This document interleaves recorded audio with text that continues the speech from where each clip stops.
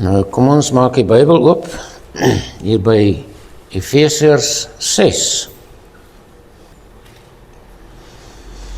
Ons weet waaroor gaan dit, ons het verlede Sondag begin met hierdie geestelike oorlog of geestelike vegkuns, en ons gaan so 'n bietjie verder daarmee vanmôre. Ons gaan lees oor die wapenrusting van God. Eindelik, my broeders, word kragtig in die Here en in die krag van sy sterkte. Trek die volle wapenrusting van God aan, sodat julle staande kan bly teen die liste van die duiwel. Want ons worstelstryd is nie teen vlees en bloed nie, maar teen die owerhede, teen die magte, teen die wêreldheersers van die duisternis van hierdie eeu, teen die bose geeste in die lig. Daarom neem die volle wapenrusting van God op, sodat julle weerstand kan bied in die dag van onheil. En nadat julle alles volbring het, staande kan bly. Staan dan vas, julle lendene met die waarheid omgord, met die borswapen van die geregtigheid aan. En as skoene aan julle voete die bereidheid vir die evangelie van vrede. Behalwe dit alles, neem die skild van die geloof op, waarmee julle al die vuurige pyle van die bose kan uitblus. En neem aan die helm van verlossing en die swaard van die Gees, dit is die woord van God, terwyl julle met alle gebed en smeking by elke geleentheid bid in die Gees. En juist daartoe waak met alle volharding en smeking vir al die heiliges, en vir my, sodat 'n woord my gegee mag word as ek my mond oopmaak, om met vrymoedigheid die verborgenheid van die evangelie bekend te maak, waarvoor ek 'n gesant is in kettings, sodat ek daarin vrymoediglik mag spreek soos ek moet spreek. Ja, hierdie kom uit die tronk, uit die gevangenis. En ons wat vry is, die vraag is, wat doen ons daarmee? Wat doen ons met hierdie kosbare waarhede? Nou goed, ja, ons gaan in hierdie môre praat oor ons worstelstryd. Ons worstelstryd. Hy sê ons worstelstryd is nie teen vlees en bloed nie. Ongelukkig swaai die mens dit om en hulle maak dat dit teen vlees en bloed is. Dis of ek, of my man, of my vrou, of my kinders, of die werk, of die koning, of wie ook al, ons veg teen hulle. Maar God sê, ons worstelstryd as kinders van die Here is nie teen vlees en bloed nie. Dit sou so maklik gewees het as dit so was, maar dit is nie so nie. Daar is altyd agter stryd, is daar magte wat die stryd veroorsaak en wat die stryd sy krag gee en wat die stryd laat voortduur totdat iemand in die stryd verloor, as ons dit so kan stel. Maar ons is besig met ons worstelstryd. Vanaf die sondeval is alle mense geweldig in stryd vir oorlewing en vir geluk. Almal veg teen mekaar, want ek wil die sterkste wees, ek wil die meeste hê, ek wil oorleef, ek wil gelukkig wees. As jy my pad is, moet jy die pad uit, want ek wil gelukkig wees. So is die mens ingestel, en so sal die mens wees tot in alle ewigheid, seker as God nie ingryp nie.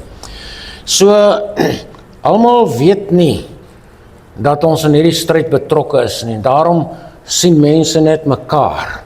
Hulle sien net die vyand in mense, en hulle kan nie hulle oë afhou van mense af nie. Terwyl net die woord van die Here vir ons die waarheid gee, dat daar's magte teen wie ons eintlik stry. Dis eintlik teen hulle. Nou goed, ons moet hierdie ding in perspektief kry, voordat ons kan geestelike oorlogvoering of geestelike vegkuns leer. Maar deur die geskiedenis het mense verskeie metodes ontwikkel om teen hulle vyande te veg. Omdat hulle weet daar's magte, maar ons weet nie wie is dit nie, ons weet nie wat is dit nie. En dinge gebeur, vreeslike dinge gebeur met mense.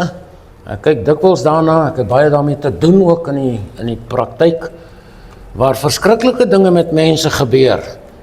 As ek jou vertel wat ons al ervaar het, sal jy my nie glo nie. Jy kan nie my glo nie. Want is net nie vir die mens rasioneel om te sien wat met mense gebeur. En dan is mense besig om te probeer keer dat dit nie erger gaan nie. Dat die dinge nie ontwikkel en my vyande my oorweldig nie. en dan het hulle metodes. So, gelukkig is dit anders met kinders van God wat die woord glo en gehoorsaam. Ek praat nie met of van die ongehoorsaames nie.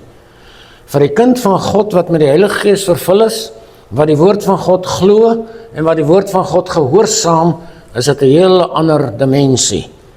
Maar dit alles gaan om die vraag, veg jy vir jou siel of veg jy in onkunde dalk teen jou eie siel? Dis 'n groot deur wat ons hier oopmaak. Veg jy vir jou siel of veg jy dalk in onkunde teen jou eie siel? Nou ja, daar's baie in die Bybel daaroor. Jesus sê, stry hard om in te gaan deur die noupoort, want baie sê ek vir julle, sal probeer om in te gaan en sal nie in staat wees nie. So mens moet veg vir jou siel, vir die ewigheid wat vir jou siel voorlê, om in die noupoort te kan ingaan. Die wêreld het breë poorte, die pad wat na die verderf lei, sê Jesus, is baie breed, en baie gaan daarin, want is maklik, die deure staan wyd oop, vir jou liggaam, siel en gees, en wat jy ook al is, staan hierdie deure oop, groot poorte, na die ewige verderf, na die breë pad, maar Jesus sê, jy moet hard stry om deur die noupoort in te gaan, anders gaan jy dit nie maak nie. Nou, om daaroor te praat gaan baie tyd vat, maar neem net dit in ter harte, dat ons moet stry vir ons siele, nie teen ons eie siel nie. So waarmee veg mense in onkunde teen hulle vyande? Ek gaan net so 'n paar dinge noem. Ons het byvoorbeeld die Romeinse kerk se metodes. Hulle weet ook van demone en goeters, maar hulle weet te min daarvan. En dan gebruik hulle eie metodes, menslike goed wat hulle gebruik om hierdie bose geeste en goeters te beveg.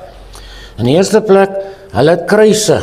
Dan gaan die ou exorcist en hy hou 'n kruis hier teen iemand se gesig en die persoon skrik hom dood en dan gaan die duiwel uit. Hulle gebruik heilige water, hulle besprinkel mense met water wat hulle sê heilig is, want hulle het 'n ritueel waar die water en heilig maak daar in hulle kamers. Onheilige water. Hulle die bidsnoer, rosary wat hulle sit, dan sit hulle met so kralletjies in hulle hande en hulle prewel goeters en dan probeer hulle die demone wegkry van hulle af. Hulle het ook, soos ek hier gelys het, wat ek uitgehaal het van hulle leerstelling, all the Catholic Church has to offer sacraments, sakramente, medals, holy water, blessed candles, sacred images, relics, fasting, devotion to our patron saints and guardian angels are very effective in spiritual warfare. Dis wat hulle sê. Maar baie keer dan lag daai demoon in hulle gesigte vir hulle. Want dis nie God se metodes nie. Dis nie God se wapens nie. Daar's ander ook. Daar's ander mense in die wêreld wat ook met hierdie goed te doen het en dit agterkom en dan probeer hulle ook hierdie goed beveg. Daar's mense wat rituele gebruik. Hulle hou rituele offers en allerlei goeders, jy weet daarvan, offers, toordokters en dan toormengsels wat hulle gebruik. Hulle sit dit aan hulle velle en allerhande, hulle drink dit en gaan te kere om die tokkelos en die demone van hulle weg te hou. Hulle gebruik afgode. Hulle aanbid afgode. Dis in die Romeinse kerk ook so, ongelukkig maar. Dit is so. Dan is daar kunsvoorwerpe wat hulle gebruik. Afrika kuns, Egiptiese kuns, Oosterse kuns. Daar's geweldig baie van die goeders wat hulle gebruik om hulle te beveilig teen die onsigbare werklikhede en die magte wat hulle lewens bedreig. Daar's geweldig baie van hierdie dinge. Afrika kuns, jy moenie goed in jou huis toelaat nie. Hierdie goed wat hier langs die pad koop wat uit hout uitgesny is. Daar is 'n vloek in daai goed geplaas wat jou gaan tref as dit in jou huis is. Ek moes baie keer huise skoonmaak van daai goeders. Daar was een keer 'n vrou in Pretoria wat geweldig stryd gehad het. Sy was 'n pastoor se vrou, toe draai 10 jaar en hy begin na die goed toe gaan en hy stuur dit vir haar. Daar kom 'n beeltjie uit Italië uit. En wanneer die beeltjie in die huis inkom, word alles geel, goudgeel. Daar trek so geel rook in die huis. Ek sê mos, julle sal my nie glo nie. En ek gaan soontoe, en sy vertel my die hele storie, en ek kyk na hierdie beeltjie, en ek sien agter is daar 'n klappie wat jy kan oopmaak, en toe ek kom oopmaak, toe is daar goed ingesit, wat hulle getoer het, en daai vrou het hel in die lewe gehad. Ek kan nie die hele storie vertel nie, dit sal lank vat, maar dit het gekom, deur iemand wat sy rug op sy vrou gedraai het, wat op die kansel gestaan het, en haar verwoes het. As ek nie ingegryp het nie, was daai vrou in flarde geskeur.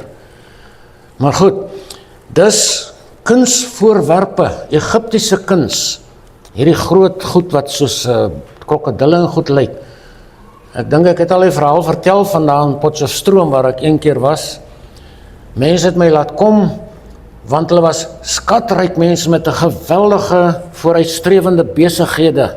Ontsettend, hulle reis oor die wêreld heen. Ontsettend ryk. Toe ek in die huis inkom, toe voel ek amper ek is half in die hemel. So lyk die huis. En hierdie man sê vir my, hy en sy vrou gaan ons skei en hulle het alles verloor, hulle besighede is tot niet, daar's niks oor nie. Ek sê vir hom, hoekom? Hy sê, hy weet nie, dis hoekom hy my laat roep het. Ek sê vir hom, daar staan jou probleem. Toe is daar net so groot Egiptiese beeld van daai gode van hulle. En daar staan een en daar's baie. Sy vrou gaan elke maand omtrent Egipte land toe, dan bring sy van dit saam. Ek sê, daar is jou probleem. En die man wil my nie glo nie. Maar nou ja, wat van hulle geword het, weet ek nie. Maar as jy daai goed in jou huis inbring, het jy moeilikheid. Daar's baie sulke goed, honderde. Ek sal later miskien 'n bietjie meer spesifiek wees oor wat in mense se huise is, wat die duiwel in jou huis toegang gee, en demone. Dan is daar bygelowe. Ons Afrikaners is nogal lief daarvoor, bygeloofies. As jou hand juk, dan gebeur iets, en as jy onder 'n leerdeur loop, gebeur iets, en as 'n by inkom, dan gebeur iets. En mense glo aan die goed, en dit bring die duiwel in jou huis in. 'n Bygeloof is 'n oop deur vir demone om in jou huis in te kom. Moenie aan die goed glo nie. Die boeddhiste het 'n beskermingswiel. Hy lyk so. Hulle het hierdie wiel in hulle huise om die bose geeste te tem en hulle so 'n bietjie te kalmeer. Beskermingswiel. Daar's beelde wat mense gebruik en hulle word bedrieg. Ek het een keer, my vrou was saam met my, en die kinders ook seker, daar in Hankie, is daar 'n pragtige paartjie in ons gemeente, lieflike mense, en hulle begin moeilikheid kry met mekaar, hulle begin veg teen mekaar, en die huwelik sou op die rotse geloop het, maar ons gaan soontoe om hulle te gaan help, en daar op 'n rak sit 'n Boeddha beeldjie, en ek sê, wel, daar is hulle probleem, en hierdie mense glo my, hulle gee hom vir my, en ons vat hom terug, en op 'n brug, laagwaterbruggie stop ek, en ek vat daai beeldjie en ek gooi hom op daai sement, hy wil nie breek nie, porseleinbeeldjie. Ek gooi hom totdat hy breek en ek slaan hom met klip. Die volgende dag toe is daai mense se huwelik gered, en dit ding is reg tot vandag toe nog. Goed, dis maar net, wat doen mense om hulle self te beskerm buitekant God se aanbiedinge van die oplossings van ons probleme? Nou die volgende wat ek net wil noem is lou Christen. Ek het gepraat van mense wat waarlik die Here dien, wat die wapenrusting dra en wat God vertrou vir hulle veiligheid, sal die Here beskerm teen al hierdie magte, maar daar's lou mense ook, en Jesus sê, ek spoeg jy uit man, ek het nie tyd vir sulke mense nie. Wat doen hulle om hulle self te beskerm? Hulle kom nie vir hulp nie, hulle gaan luister na ander mense, en wat maak hulle? Hulle slaap met Bybels oop voor hulle bed. Sal die demone gaan nie naby kom nie. In Pretoria het ek in 'n gemeente gepreek. En na die diens toe kom die pastorievrou na my toe, sy sê ek moet dringend pastorie toe kom. Daar was 'n dogter wat hulle die nag in hulle pastorie laat kom slaap het, want die demone tuister haar verskriklik. En ek gaan in toe lê daar 'n Bybel opgeskeer voor haar bed, want sy het met hom opgeslaap om die bose geeste weg te hou. Toe wys hulle vir dit beteken niks, hulle skeer hom op, dis flenters, die hele plek vol. En op daai Bybel druppels bloed. Dis nou maar hoe hulle werk. Ons kan van bloed baie praat. Maar ouwe Bybel beteken niks, want dit is 'n boek. Die woord van God in jou hart beteken iets. En as jy die Bybel respekteer en hom gehoorsaam is, dan beteken hy iets. Hy gaan nie die demone weghou van jou af nie. Daar's mense wat kruise in hulle huise opsit orals. 'n Kruis is eintlik 'n simbool van die dood. Dan sit hulle dit in die huise op, laat die duiwels nie moet inkom nie. Daar's mense wat Christus beelde teen hulle mure sit, soos die Romeinse kerk. Kinders van die Here doen dit ook soms. Of hulle het sulke portrette daarvan 'n sogenaamde Christus. Dis nie Jesus daai nie. As ek jou moet vertel wie daai is, gaan jy skrik. Daar's mense wat biddende hande daar rond sit. Laat die engele of die duiwels kan sien ons bid in hierdie huis. Help jou niks. Daar's mense wat se rakke vol biddende of engeltjies is, sulke ou goedjies net so groot en hy vlerkies. Dis nie engeltjies daai nie, is demone. Daar's nie engeltjies in die hemel nie, as engele, groot goed. Gaan lees Openbaring 8. Waar die engel so groot is, dat sy een voet op die sand staan en die ander een in die see. Magtige wesens, dis engele. Nie daai goedjies op 'n rak, wat van plastiek gemaak is nie. Maar mense dink, dit gaan jou beskerm. Daar's mense wat verder gaan, hulle drink antidepressante, of hulle drink slaapmedikasie, laat ek net kan slaap, want die goed pla my so vreeslik, ek kry nagmerries en allerlei dinge gebeur. Daar's mense wat gaan slaap met musiek, om die duiwels buitekant te hou. Die musiek het nie krag om dit te doen nie. Jy bedrieg jouself. Daar's selfs kinders van die Here wat items gebruik om die duiwels buite te hou. Een van hulle voorbeeld is 'n dreamcatcher. Hulle hang hom daar by die venster en sê die demone gaan nie inkom nie. Dis juis dan wanneer hulle inkom, want dit is 'n oop deur vir hulle om in te kom. Daar's baie sulke goed, ons het nou tyd vir dit nie.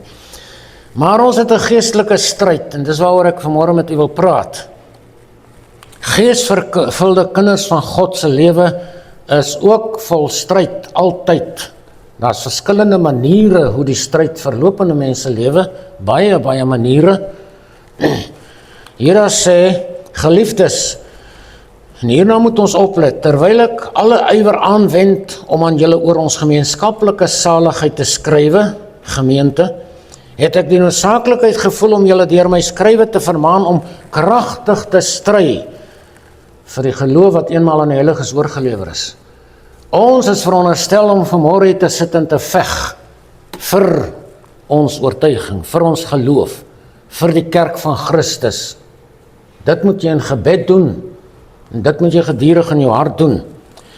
Ons moet kragtig stry, nie maar net sê, ag Here, beskerm ons ou kerkie asseblief nie. Dis nie gebed nie. Gebed beteken my siel en my gees is uitgestort in hierdie verhouding met God op hierdie stadium. Ons het gepraat van die wagpos nou die dag. 2 Korintiërs 10 sê, want hoewel ons in die vlees wandel, voor ons die stryd nie volgens die vlees nie, want die wapens van ons stryd is nie vleeslik nie, maar kragtig deur God om vestings neer te werp, terwyl ons planne verbreek en elke skans wat opgewerp word teen die kennis van God, en elke gedagte gevange neem tot gehoorsaamheid aan Christus. Dis die plig van 'n predikant of enige leier in die kerk of enige man in sy huis of enige ma wat nie 'n man het nie, om hulle gesin se gedagtes en die gemeente se gedagtes gevange te neem tot gehoorsaamheid aan Christus. Dis wat ons elke môre doen voor hier inkom. 1 Timoteus 6 sê, stry die goeie stryd van die geloof. Ons geloof word bedreig. En daarom is mense onaktief, want hulle geloof het gefaal. Geloof is 'n magtige aksie, 'n werking van die Gees van God in ons harte en in ons siele. En as daar nie geloof is nie, dan is ons slap. Stry die goeie stryd van die geloof, gryp na die ewige lewe. Dit beteken nie jy is ongered, jy moet nou gryp na die lewe nie, waartoe jy geroep is. En die goeie belydenis voor baie getuies afgelê. Paulus sê vir Timoteus, gryp na die ewige lewe. Met ander woorde, gryp na die inhoud van die lewe wat jy ontvang het by wedergeboorte. Gryp die inhoud daarvan. Maak dit joune, want die ewige lewe het geweldig inhoud.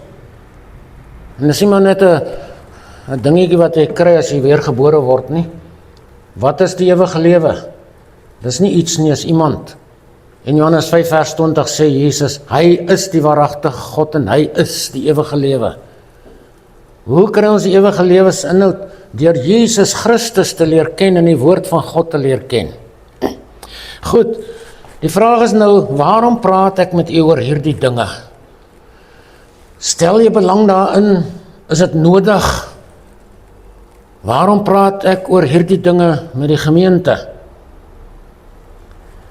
Die antwoord is hierin geleë. A shepherd that cannot see wolves or will not fight them is a greater danger to the sheep than the wolf himself. Predikante wat nie oor die goed praat nie, wat nie aan werk nie, is erger gevaar vir die kerk as die wolwe wat in skaapsklere kom. Ons moet hieroor praat. Ons moet toegerus word. Goed, kom ons kyk na die areas van ons stryd. Eerstens is dit die vlees, hierdie ou ek. Onkunde oor ons stryd onder leraars is ontsaglik groot. So kom ek vir hierdie ding wys. Ons almal het stryd met onsself, maar elkeen se stryd verskil. So as jy stryd het, kan ek jou nie kritiseer. Jy moet so maak of jy so nie. Hoekom jy dat? Los mekaar uit en kyk na jouself. En bid vir die ander wat stryd het.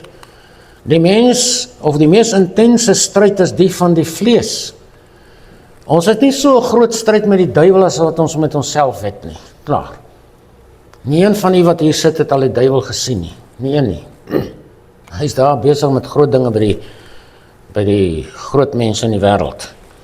Petrus sê, geliefdes, ek vermaan julle as bywoners en vreemdelinge om julle te onthou van vleeslike begeertes wat stryd voer teen jou siel. Hierdie liggaam veg teen jouself. Vleeslike begeertes stryd teen jou binnemens, teen jou siel. En dis hoekom ek net nog sê, baie mense veg en stryd teen hulle self. Hulle vernietig hulle self. Maar watter wapens het ons vir die geveg teen die vlees? In my ervaring wat ek het oor hierdie dinge van 40 jaar, het ek nog nooit iemand gehoor wat hierdie goed weet nie. En ek sê nie ek is slim nie, maar ek gaan na die woord van God en ek haal uit wat vir my kosbaar is om aan u mee te deel. Hoor wat sê die woord. So die vraag is, ek het die vlees wat ek teen veg. Watter wapens moet ek gebruik om teen die vlees te veg? Is daar so iets? Nou is so iets, ja. Hoor wat sê die Here? Die nag het ver gevorder, mense. Dis in ons tyd nog meer waar. En is amper dag, laat ons dan die werke van die duisternis aflê en die wapens van die lig aangord. Hier is 'n stelsel wapens wat God openbaar. Ons moet die werke van die duisternis aflê, dan hoor kom na die lig toe en gord die wapens van die lig aan. Wat is dit? Laat ons welvoeglik wandel soos in die dag, nie in brassery, dis stryd van die vlees, dronkenskap, dis die vlees, ontug, dis die vlees, ongebondenheid, twis, nydigheid, dis die vlees. En God gee vir ons wapens om die vlees te beveg. Maar beklee julle met die Here Jesus Christus en maak geen voorsorg vir die vlees om sy begeerlikhede te bevredig nie. So in Christus het ons die mag om die vlees te oorwin. Jy kan dit nie self doen nie. Romeine 7 sê, die goeie wat ek wil doen ek nie, maar die kwaad wat ek nie wil dit doen ek.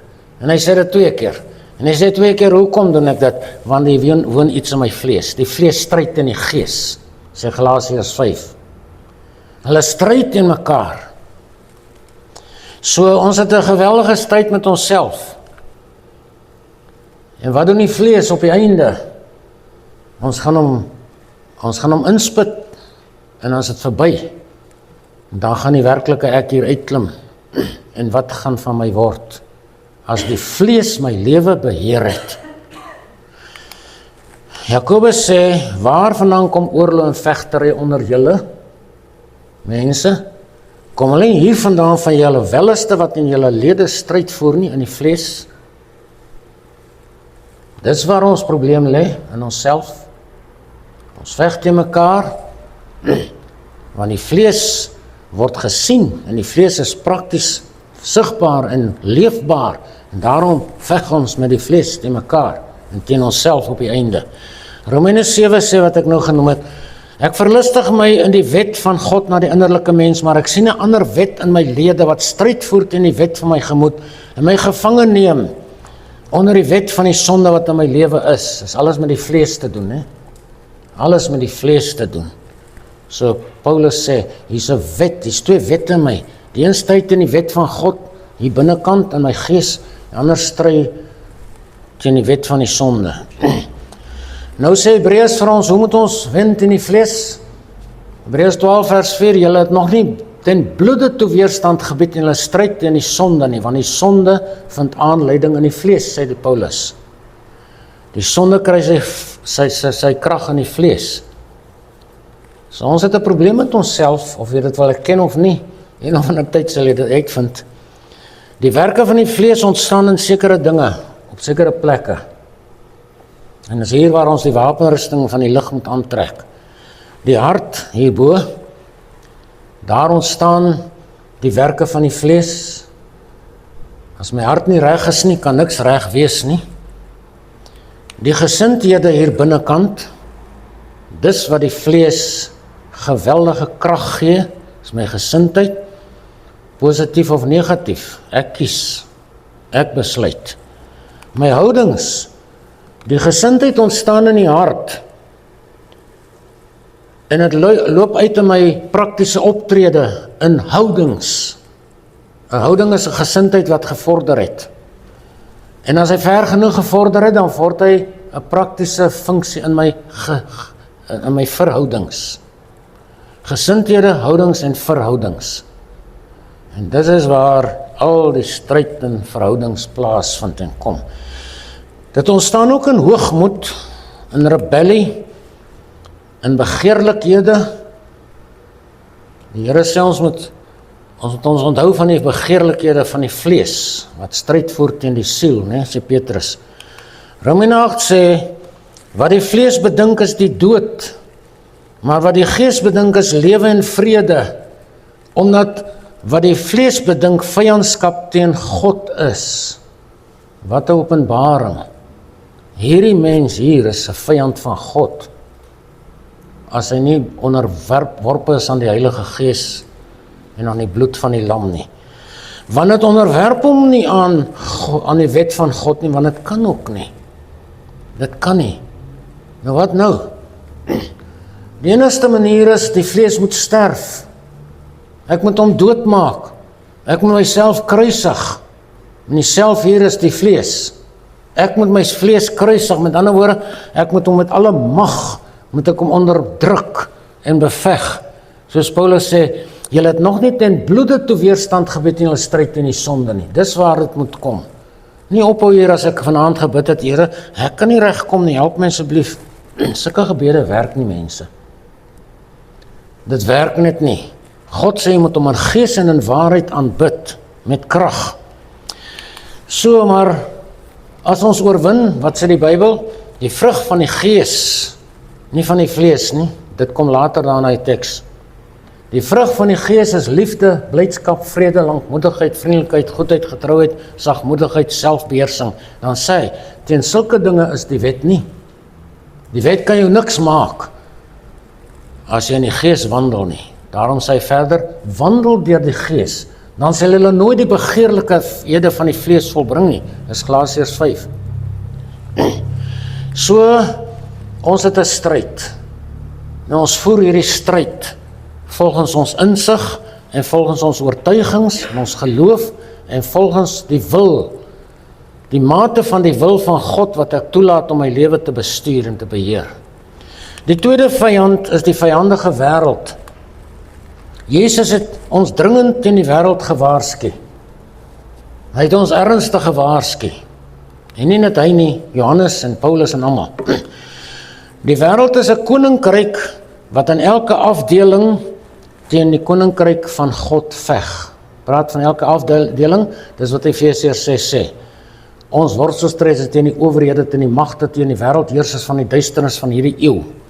Dis hulle, dis die regering, dis munisipaliteit en daai plekke. Dit is die koninkryk van die vyandige wêreld, dis die magte wat hulle gebruik om teen God se kerk en kinders van die Here te veg. Oral in die wêreld is daar Christenvervolging. Wie doen dit? Die regerings doen dit. Die munisipaliteite doen dit. Die bestuure doen dit. Die besighede doen dit. So gaan dit aan. In wese is die wêreld totaal teen God en sy kinders. En so baie kinders van God verlustig hulle in die wêreld op die breë pad wat na die verderf lei. Psalm 2 vers 1, Psalm 2 is 'n messiaanse psalm. Hy praat van die toekoms, is 'n profetiese psalm. Hy sê: "Waarom voel die nasies en bedink die volke nietige dinge? Hoekom dink julle soos julle dink, konings en regerders? Die konings van die aarde staan gereed al die tyd, en die vorste hou saam raad teen die Here en teen sy gesalfde en sê: Laat ons hulle bande stikkend ruk en hulle toue van ons afwerp. Met ander woorde, laat ons onder God se gesag uitkom. Hy wat in die hemel woon, lag. Die Here spot met hulle. Mense wil so graag onder God se leiding en sy autoriteit uitkom. En daarom sê hy, die konings van die wêreld en die vorste hou saam raad en sê: Kom, laat ons net onder hierdie mag van God uitkom, ons eie ding doen. En dis waar die antichrist gaan uitkom. Lukas 16 sê: My kinders, die kinders van die wêreld is verstandiger teenoor hulle geslag as die kinders van die lig. Die kinders van die wêreld is 'n sisteem. Daar's mense en daar's magte en daar's sisteme in. Hulle is verstandiger teenoor hulle self en hulle mekaar as wat die kinders van God teenoor mekaar is, sê Jesus. Hoekom? Want ons is vleeslik. En ons geniet die wêreld. Ons geniet alles wat die wêreld bied. Goed. Daarom is dit sy begeerte dat ons teen die wêreld moet veg. Ons moet opstaan. Wat is ons wapens teen die wêreld? Weereens moet ons na die woord van God gaan en kyk, waarmee beveg ons die wêreld? Wat is die wapens van die wêreld dat hy teen ons gebruik? 2 Korintiërs 6 sê: En alles beveel ons aan as dienaars van God met baie geduld, verdrukkinge, node en benoudhede en slae, en gevangenskappe en oproere en arbeid en slaaplose nagte, en hongerly en reinheid en kennis en lankmoedigheid en vriendelikheid in die Heilige Gees. En ongeveinsde liefde in die woord van waarheid en die krag van God, deur die wapens van geregtigheid in die regter en in die linkerhand. Wat het hy opgemerk hier? Die wêreld word hier beskrywe. Paulus is in die wêreld, hy word deur die wêreld vervolg, en hy praat van verdrukkinge, node, benoudhede, slae, gevangenskappe, oproere, arbeid, slapelose nagte, hongerly, reinheid en kennis is nou sy kant van die saak, waarmee hy staande bly. Hier is die wêreld, ons vyand. Hulle vang jou, sit jou in die tronk, onskuldig. Hulle vervolg jou. Kyk wat gaan hier in ons strate in ons land aan hierdie week. Kyk wat gaan aan. Dis die wêreld. En dis waarom Paulus hulle betrokke was. Tot aan die einde was al die apostels aan betrokke. En hulle moes wapens hê om dit te beveg. Wat is die wapen se naam? Die geregtigheid van God. Met ander woorde, jou stand in die geregtigheid van God. Lees Romeine en bestudeer Romeine, dan sê jy sien, hoe belangrik is hierdie boek om vir my te wys wat is my stand in hierdie wêreld deur die geregtigheid van God in Jesus Christus. 2 Korintiërs 5 vers 21 is die swartste teks in die Bybel. Wie kan hom aanhaal? Want God het hom wat geen sonde geken het nie sonde vir ons gemaak, sodat ons kan word geregtigheid van God in hom. Deur Jesus Christus en ons verhouding met hom en ons mate wat ons hom ontvang en toelaat in ons lewe, staan ons in sy geregtigheid en kan ons veg met ons wapens in die linkerhand en in die regterhand. Hier is die enigste wapenrusting wat ons met 2 hande moet wapens vashou, om te veg. Goed, ons oorwin die wêreld in ons gemoedere, in wat hier plaasvind, wat hier bestaan. Romeine 12 sê, word nie aan die wêreld gelykvormig nie. Moenie dit doen nie. Dat is jou vyand. Maar word verander deur die vernuwing van julle gemoed. Wat beteken dit? Beweeg in die dimensie van God in die dimensie van die Heilige Gees. In die woord van God word verander deur die vernuwing van die gemoed. Hoe? Waarom? Sodat julle kan beproef wat die volmaakte en goeie wil van God is. En word nie aan die wêreld gelykvormig nie, sê hy. Moenie dit doen nie. So die wêreld word ook genoem ons teestanders. Die term is nie die wêreld nie, as baie terme, maar een van die grootes is ons teestanders. Filippense sê, Paulus skryf weer uit die gevangenis, alleenlik gedra julle waardig die evangelie van Christus, sodat of ek kom en of julle sien, of dan wel ek afwesig is, ek van julle omstandighede kan hoor dat julle in een gees vasstaan, gemeente, in een van siel saam stry vir die geloof van die evangelie, en dat julle in geen opsig laat afskrik deur die teestanders nie. Wie is hulle? Dis die wêreld. Dit is vir hulle wel 'n bewys van verderf, maar vir julle van redding en dit van God, omdat dit aan julle terwille van Christus genadiglik gegee is, om nie alleen in hom te glo nie, maar ook vir hom te ly. Waar het Paulus gelei? Waar het Johannes gelei? In die wêreld, deur die wêreld. Dis ons vyand. En daarom het ons die wapens nodig om die wêreld te beveg. Laat die woord van gesond en onweerspreeklik wees, sodat die teestanders beskaamd kan word en in niks sleg kan sê om van julle te sê nie. So ons wapen teen die wêreld is die woord van God in besonder. As ons die geregtigheid van God ontvang het deur Jesus Christus en ons die woord van God werklik liefhet, word hy ons wapen. Ek het verlede Sondag vir u gewys wat is baie mense se wapens. 'n revolver wat in die mond sit en mense skiet, kritiseer, oordeel. Goed, die God van hierdie wêreld is die duiwel, nie Jesus nie. Die duiwel is die God van hierdie wêreld. En as mense in die wêreld in beweeg hy in sy godheid in, met 'n klein lettertjie. Dis hoe ernstig dit is. Satan is die God van hierdie wêreld. As jy die wêreld dien jy Satan. Satan gebruik die wêreld om God se kinders te vernietig. 2 Korintiërs 4 sê, maar as ons evangelie dan nog bedek is dit bedek in die wat verlore gaan, naamlik die ongelowiges, die wêreld, en wie die God van hierdie wêreld die sinne verblind het, sodat die verligting van die evangelie van heerlikheid van Christus, wat die beeld van God is, op hulle nie sou skyn nie.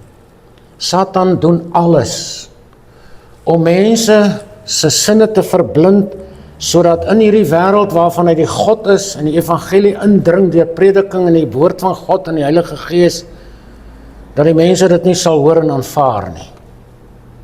Ons lewe in ernstige tye. Die aardse bestaan is 'n ernstige tyd. Matteus 19 of 13 sê Jesus, die saailand is die wêreld. Wie saai? Die goeie saad is die kinders van die koninkryk, die onkruid is die kinders van die bose in die wêreld. Die vyand wat dit gesaai het is die duiwel. Die oes is die volëinding van die wêreld. En die maaiers is die engele. Hierdie wêreld is nie lekker nie. Moenie lief wees vir dit nie. En Johannes sê dit ook in hoofstuk 2 vers 14 en 15, gelees het maar. Ons laaste wapens is die wapens teen demoniese magte. Dit waar hulle die kruisies gebruik en die sprinkels van heilige water en al daai goedjies. In ons stryd teen die vlees gebruik ons die wapens van die lig. In ons stryd teen die wêreld gebruik ons die wapens van die geregtigheid. In ons stryd teen die bose gebruik ons God se wapens. Moenie sê dis maar net geskryf in die Bybel nie. God se wapens word tot jou beskikking gestel om te veg met dit. Dis nie jou wapens nie. Jy word dit geleen as jy dit kan gebruik. Efesiërs 6 sê, eintlik my broeders, word kragtig in die Here en in die krag van sy sterkte. Dis waar ons krag vandaan kom teen Satan. Trek die volle wapenrusting van God aan, sodat jy staande kan bly teen die liste van die duiwel. Want ons worstelstryd is nie teen vlees en bloed nie, maar teen die owerhede, teen die magte, teen die wêreldheersers, teen die bose geeste. Daarom neem die volle wapenrusting van God op, sodat jy weerstand kan bied. Weerstand kan bied. In die dag van onheil, as die Satan jou besoek, as die demone jou besoek, moet jy sterk genoeg wees om weerstand te bied. Goed. 1 Petrus 5 sê, ja, daar is nou kerke wat hierteen stry en sê, die duiwel is gebind. Wees nugter en waaksaam, want julle teestander, die duiwel, loop rond soos 'n brullende leeu en soek wie hy kan verslind. Wat sê hy? Hom moet julle teestaan, standvastig in die geloof. Daarom moet ons die skild van die geloof gebruik. Wees waaksaam en nugter, want julle teestander, die duiwel, loop rond soos 'n brullende leeu en hy soek jou. Hy soek jou en hy gaan jou kry as jy nie pas op nie. Jakobus sê, onderwerp julle dan aan God, weerstaan die duiwel en hy sal van julle wegvlug. Die probleem met hierdie teks is die mense weet nie hoe om hulle aan God te onderwerp nie. Weinig mense kan hulle aan God onderwerp. En Johannes 3 sê, vir hierdie doel het die Seun van God verskyn om die werke van die duiwel te verbreek. Jesus kom na hierdie aarde toe, want hy is 'n God. Hy is 'n heerser. Hy is 'n groot koning oor hierdie wêreld. En hy is besig om hierdie wêreld vaster en vaster te maak aan die ewige hel. En Jesus kom. Vir hierdie doel het die Seun van God verskyn om die werke van die duiwel te verbreek. So, jou verhouding met Jesus Christus sal bepaal hoe lank jy gaan lewe, hoe gesond jy sal lewe, hoe sterk jy sal wees en wat jy in die ewigheid gaan kry van God af. Dit is hierdie stryd wat groot is. Vir hierdie doel het die Seun van God verskyn, sê die Bybel, om die werke van die duiwel te verbreek. Is dit nie een van die groot redes waarom Jesus aarde toe gekom het nie? Die werke van die duiwel is ons verlorenheid. Ons is almal verlore deur die sondeval. Jesus moes dit kom regstel en so gaan ons aan. 2 Timoteus sê, ek het die goeie stryd gestry, ek het die wedloop volëindig, ek het die geloof behou. So geloof is die kernfaktor van ons wapens in alle opsigte. Die vraag is jy dalk ongehoorsaam? Is jy ongehoorsaam aan hierdie dinge? Jy gaan seer kry. Jy gaan skade ly. Ons moet hierdie dinge onsin maak. Dis waarom daaroor gepraat moet word. Ons moet die dinge onsin maak. En dit kos iets om dit joune te maak. Jy gaan dit nie in die lug uitkry soos 'n reentjie nie. Evil wins when good men do nothing. Die kerk het lou en lam geword. Jesus sê vir die gemeente in Laodicea, of in die Laodicense, omdat jy nie warm of koud is nie, maar omdat jy lou is, sal ek uit my mond uitspuug. Evil wins when good men do nothing. Time to fight against the evil. Kan ons as gemeente nie vanmôre saam stem, ja, dis tyd dat ons begin veg nie. Daar moet 'n dag kom in 'n gemeente waar so besluit geneem word. En ek gaan jou dryf om dit te doen, as jy nie wil nie, los dit. Maar ons gaan reeds aan met die stryd, en die wat wil kan aanmeld, en kom praat daaroor, en sê net ja, ek stem saam, ek wil. You won't get away with it, as jy dit nie doen nie. Moenie dink jy gaan wegkom nie. Verslaane soldate lê die wêreld vol. Verslaane Christen soldate lê die wêreld vol. Hulle lê op die slagvelde van die wêreld. Hulle lê in die slagvelde van hulle eie gemoed en van die vlees en van die duiwel. Maar word nie oor gepraat nie. Maar God ons genade gee dat die erns van die saak saam met ons huis toe sal gaan. Amen. Vader, hoor ons vanmôre as ons vir U sê, ons is eintlik bang as ons kyk na wat ons mee te doen het.